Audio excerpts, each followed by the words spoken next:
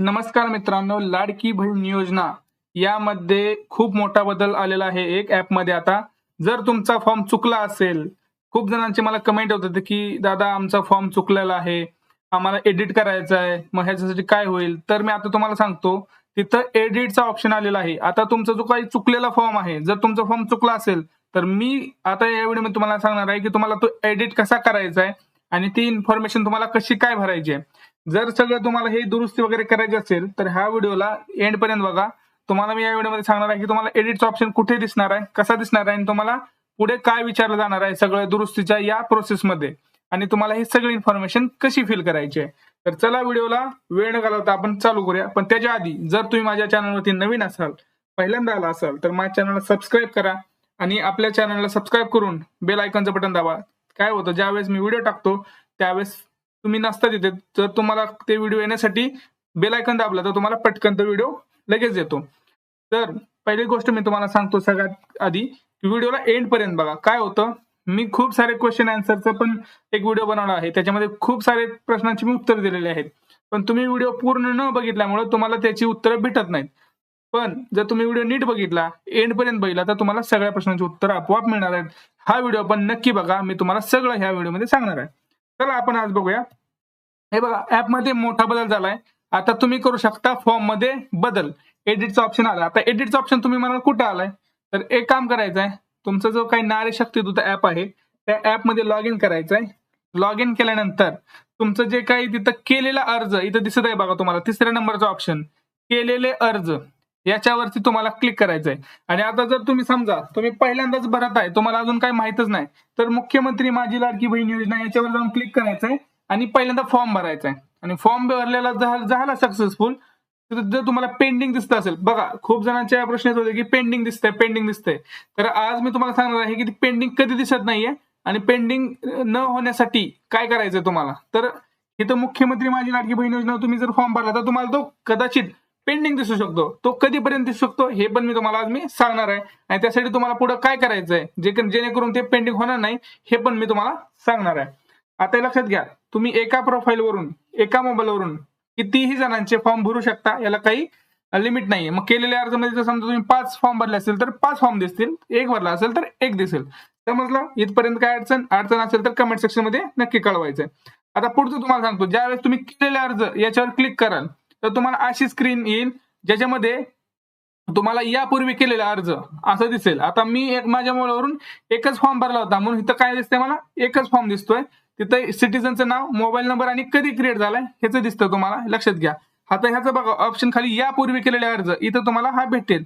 योजना पाहिजे असेल जर तुम्हाला नवीन फॉर्म भरायचा असेल तर योजनामध्ये जायचंय आणि योजनामध्ये तुमचा महिला मुख्यमंत्री लाडकी योजनामध्ये फॉर्म भरायचा. आता हे कळलं तुम्हाला, हे कुठे दिसतंय तुम्हाला, यापूर्वी केलेले अर्ज जो ऑप्शन आहे तिथे क्लिक केलं की असं तुम्हाला काहीतरी दिसतंय.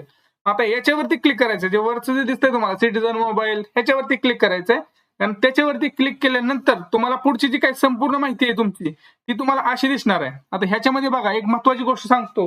खूप जणांचे प्रश्न आलते की दादा सर आमचा जो फॉर्म आहे तो अजून पेंडिंग दिसतोय.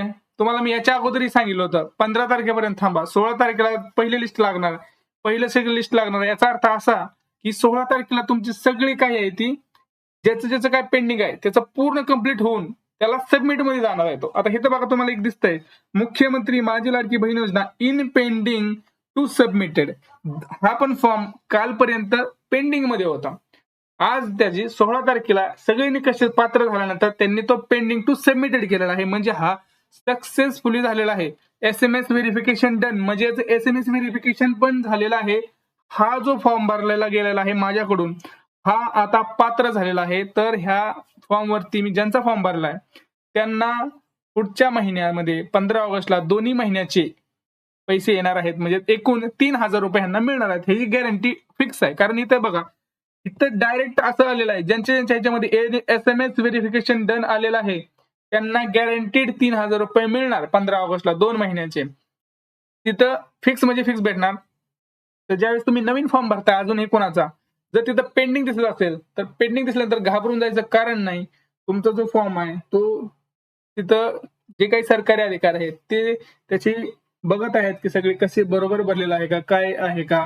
त्याच्यानंतर त्याच्यानंतर ते अप्रूव्ह करत आहेत आणि अप्रूव्ह झाल्यानंतर तुम्हाला असं काही स्क्रीन दिसेल तुमच्या केलेल्या अर्जावर क्लिक केल्यानंतर मुख्यमंत्री माझी Ladki Bahin Yojana in pending to submitted. In pending to submitted म्हणजे काय, तुमचा फॉर्म आता निश्चितपणे सक्सेसफुली पात्र झालेला आहे, तुम्ही त्याच्यासाठी लाभार्थी ठरलेले आहात आणि SMS व्हेरिफिकेशन डन म्हणजे तिथं फिक्स झालंय.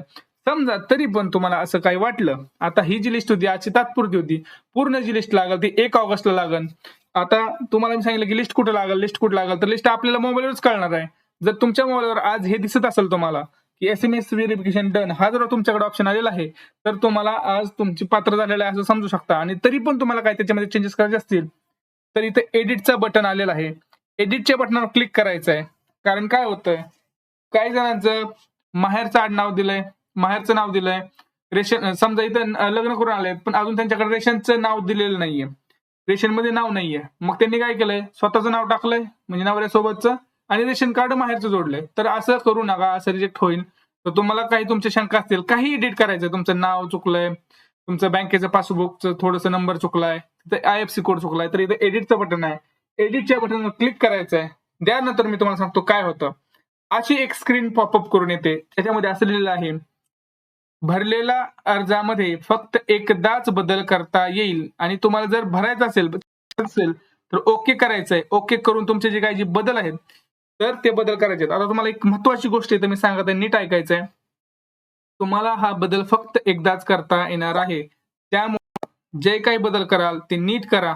कारण काय होणार आहे, जर तुम्ही बदल चुकवला तर तुमचा फॉर्म रिजेक्ट होऊन 1 तारखेला जो काही फायनल येणार आहे, फायनल अप्रूव्ड काहीतरी स्टेटस येणार आहे, फायनल जे येणार आहे त्याच्यामध्ये जर तुमचं फॉर्म रिजेक्ट झाला तर तुम्हाला पैसे मिळणार नाहीत. त्यामुळे फॉर्म भरताना, एडिट करताना, फॉर्म दुरुस्त करताना नीट दुरुस्त करायचं आहे. कारण हे बघा, जिथं जर तुम्ही ओके केलं तर तुमची पहिली माहिती दिसायला पाहिजे. आता मी तर माहिती लपवली पण तुमची पहिली माहिती दिसायला पाहिजे. आता लोक काय काय म्हणतील, माझी सर ओके केलं तर माझी पहिली माहिती गेली, तर भरू नका, दुरुस्त करू नका, तो कट करा, परत एकदा ऍप चालू करा. आता तुम्हाला सांगतो, मी स्वतः आज खूप वेळा बघितलंय तर इन्फॉर्मेशन दिसत नाहीये तिथं. जर आपण दुरुस्त करायला गेलो तर इथं कशी पहिल्यांदा बघा, इथं बघा मी लपवली आहे माहिती, तशी माहिती दिसत नाहीये. पण माहिती दिसायला पाहिजे. जर माहिती नाही दिसत आहे तर तुम्ही परत परत भरा. इन द सेन्स की ऍप मध्ये बाहेर पडा, सबमिट करू नका. सबमिट केलं तर तुमचं चुकल, सबमिट करू नका. ज्यावेळेस तुम्हाला इथं पूर्ण माहिती दिसेल त्यावेळेसच तुम्ही त्याच्यामध्ये चेंजेस करून सबमिट करा, हे लक्षात द्यायचंय. आणि आता अजून एक सांगतो, त्याच्यानंतर अजून एक बग आलेला आहे. सगळ्यात मोठा बग काय, आधार कार्ड तुमचं बँकेला जोडलं आहे का, तिथं होय जरी प्रत्येकाने लिहिलंय ना तर तिथं बाय डिफॉल्ट ज्यावेळेस तुम्ही सबमिट करता तिथं नाही येत आहे. हे लक्षात घ्या. काय म्हणलं मी, आधार कार्ड तुमच्या बँकेला जोडलेलं आहे हे तुम्ही होय जरी म्हणलंय तरी तिथं बाय डिफॉल्ट तुम्ही सबमिट केलं तर नाही दिसतं. तर त्याला घाबरून जायचं नाही. हा ऍपचा बग आहे, लोड घ्यायचं काम नाही. तुमचा फॉर्म सक्सेसफुली होणार आहे, तुम्हाला पैसे मिळणार आहेत याची गॅरंटी आज आलेली आहे. कारण आज माझ्याकडे जो फॉर्म मी भरला होता त्याच्यामध्ये सक्सेसफुली पेंडिंग टू सबमिट झालेला आहे. SMS व्हेरिफिकेशन डन झालेलं आहे. ज्यावेळेस SMS व्हेरिफिकेशन डन होतं, जर तुम्हाला एडिट दुरुस्त करायचा असेल तरच मित्रांनो करा, नाहीतर विनाकारण दुरुस्ती करू नका. जर तुमचा फॉर्म सगळा बरोबर असेल तर काही हरकत नाही, काही टेन्शन घ्यायचं कारण नाही.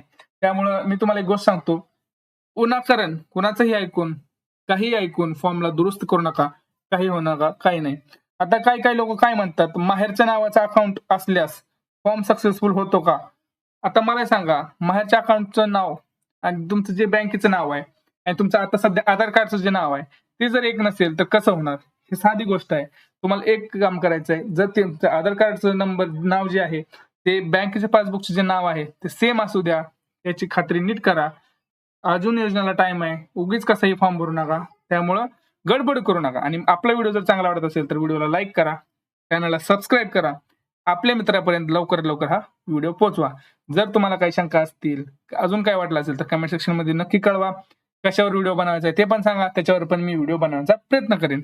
आता अजून काय प्रॉब्लेम वाटला याच्यामध्ये तर तुम्ही कळू शकता. एक लक्षात घ्यायचं, इथे एडिट बटन दिसतंय, एडिटवर क्लिक करायचंय, पण जर गरज असेल तरच, नाहीतर करायची गरज नाही. आणि SMS व्हेरिफिकेशन डनच्या ह्याच्यामध्ये दिसतंय, त्याचं फिक्स झालेलं आहे, हे लक्षात घ्यायचंय. पण खाली एक हा मेसेज पण दिसला पाहिजे, इन पेंडिंग टू सबमिटेड. आणि पैसे हे 15 ऑगस्टला मिळणार आहेत, हे लक्षात घ्यायचंय. आणि जे तुम्ही बँक दिले त्याच बँकेत येणार आहेत, हे पण लक्षात घ्या. बँकेचं खातं कुठलंही चालणार आहे का, तर बँकेचं खातं कुठलंही चालणार आहे, पण ज्याला IFSC कोड हा नंबर असतो तो. पोस्ट बँकेचं खातं चालणार आहे का, तर पोस्टातल्या बँकेचं पण खातं चालणार आहे, हे पण महत्वाचं आहे. आता तुम्हाला अजून एक गोष्ट सांगतो, जे नवविवाहित आहेत त्यांचं वडिलांच्या याच्यावरतीच रेशन कार्डावरती नाव असतं, नवऱ्याच्या याच्यावर नाही. मग कुणाचं द्यायचं? तर तुम्ही फक्त नवऱ्याचं देऊ शकता, कारण नवऱ्याचं दिलं तरी हे चालतं. चला भेटूया पुढच्या व्हिडिओमध्ये अशाच काही प्रश्नांसोबत, अशाच काही योजनांसोबत. तोपर्यंत जय महाराष्ट्र.